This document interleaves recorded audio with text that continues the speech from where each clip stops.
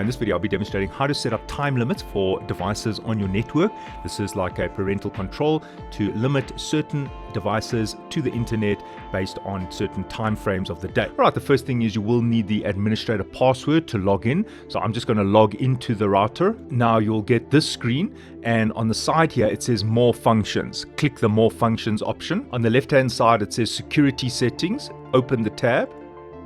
Scroll down to where it says parental control, and then it gives you the option for internet access time limits. I already have many devices in the list here. So what is happening here, I've got a list of devices which are allowed to access the internet only during these times. For example, between 7 and 10:15, and this is Sunday to Saturday, so it's every day of the week, and the rule is currently enabled. So what I'm going to do is I'm going to actually do one for you. I'm going to say plus, and then I'm going to say, all right, what time can the device access the network? Let's say from 8 a.m. This is in military time, so you can say 8 a.m. and then till what time can it access the internet? I'm going to say 10 p.m. at night. So I've got to say 22 because it's the military time. I can select the minutes if I want to, which days. So I'm going to say every single day. You can set individual rules for different days if you want to. And now I just need to locate the device that I'm going to be restricting internet access.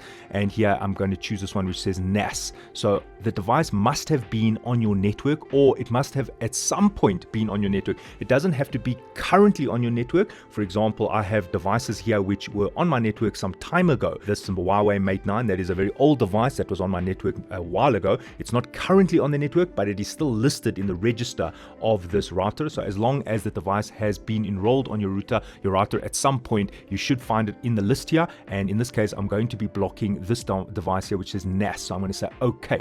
So that means that if I scroll down here, it says NAS. So that means I have a device here which says NAS. That is the name of the device. In your case, it might just be the MAC address. It might just be a set of numbers like that. You will have to locate which device you are trying to block. So in my case, I've located them. I've named them. That's why they have these names here. You might still have to name your device. I'll tell you how to name it in a moment, but let's just look at this one. It's called NAS. And I've allowed access to the internet from 8 a.m. in the morning till 10 p.m. at night, which days? Every single day. And the rule is currently active because here it says enable the rule, and there it is toggled on. So that means that this device can only access the internet between 8 a.m. and 10 p.m. And now just something for noting, the device can still be accessed on the network. It just cannot access the internet. And I just want to show you what I mean by that. This is a device on my network. It's called a NAS. And I'm going to just initiate a remote desktop session to that device. And I just want to show you how I was able to log into that device. Here it is. This is the device in question. This is its IP address, but don't worry about that. It's actually identified via its MAC address, and I'm able to access the device. This is the device. So what I'm saying is that just because you're blocking the internet access does not mean the device cannot be used on the network. So I can still locate the device. I can still share resources. All right, so I'm just going to show you that I currently have internet access on this device. So I'm going to load Microsoft Edge and try and access the internet. Let's go to booking.com, and there it is working. So the reason it's working is it's in the open time. You see there it says 11 a.m. So this is now during the time that it can access the internet. If I change this rule, for example, and I say that it's only allowed internet access from 12 p.m., which means it should be blocked now because the time currently is 11 a.m. So if I go back to that particular computer, this is it. I'm logging into that computer. And now what I'm going to do is I'm going to reload the page, and notice that it will just hang. It will just be blocked. So there we can see that it has now been blocked.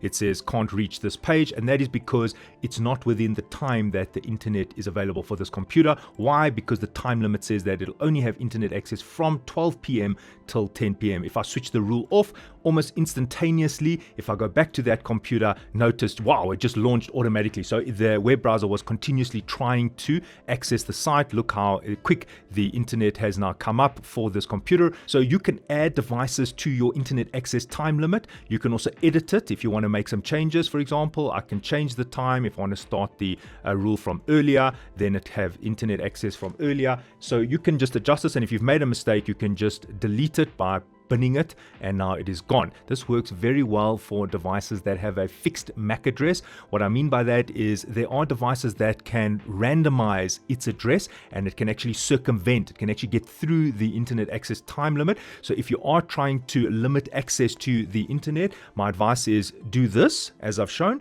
but then for the devices that access the internet via a wireless network, your wireless network in your home, go to more functions, go to Wi-Fi settings, go to Wi-Fi access control, and my advice is to rather enroll devices whitelisting them or adding them to a trust list. That means that only devices that will be in this list will be able to access the network. And why is this important? Because Android devices, for example, people's mobile phones, can randomize their MAC address, and that is what the router is using to set the time limit filter. So all that will happen is, say for example, you try and limit a certain mobile device, the cell phone will change its MAC address, that is the hexadecimal address, and then it will access the network via another address. So an additional step is required if you do want to do the time limits, is to go and say trust list, and then add devices one by one that you accept to be on your network. So that means that only these devices with these addresses, for example, only if it has this address will it be given access to the network. So this stops the user from getting around your time limit. So say for example, I want to manage just this user over here.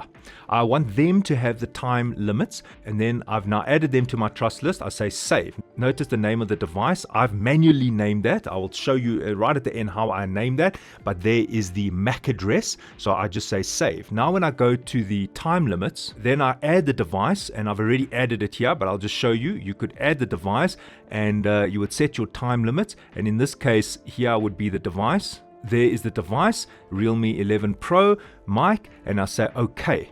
Now what that does is it now applies the time limit to this device, but now only these devices are allowed to access the Wi-Fi. So that means that the device cannot go and add a different MAC address and try and log into the device, because I have to allow it manually. So that means if somebody comes to your network, a visitor, and they want to access your Wi-Fi, you will unfortunately have to add them to the trust list manually. But this method will stop anybody on your network from being able to get around the time limits, because I've locked in only that MAC address from that device, and therefore that device will now only be allowed to connect to the Wi-Fi network using that address, and the time limits will now be applied, and the user will not be able to get around it. How did I know this device name? For example, there it is.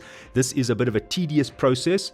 Now, when you go to manage the device, you can select wired, wireless at 2.4, wireless at 5, and then offline. So on all these lists, we have the devices that are currently on the network and devices that are currently not on the network but have previously been enrolled on the network. So if I scroll down, there is that Realme 11 Pro 5G mic. And then over here, you can manually rename any device. So I have mapped out the devices on my network.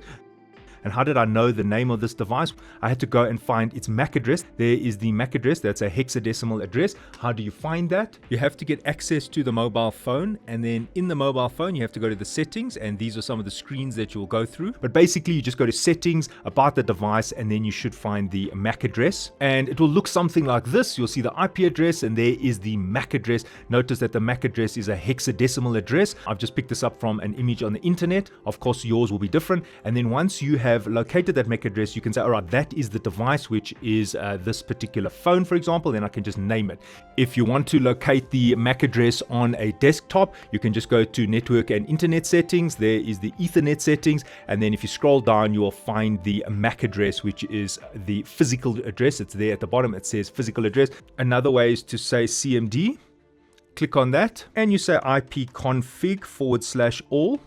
And it's going to give you a list of all the MAC addresses that are associated with all the interfaces on this computer. Why is that important? Because if the computer has more than one LAN card, more than one Ethernet port, then you want to be able to map all of them. Otherwise, the user will just simply unplug their network cable from one port into another, and therefore circumvent your time limits, etc. So you want to be able to map all these physical addresses.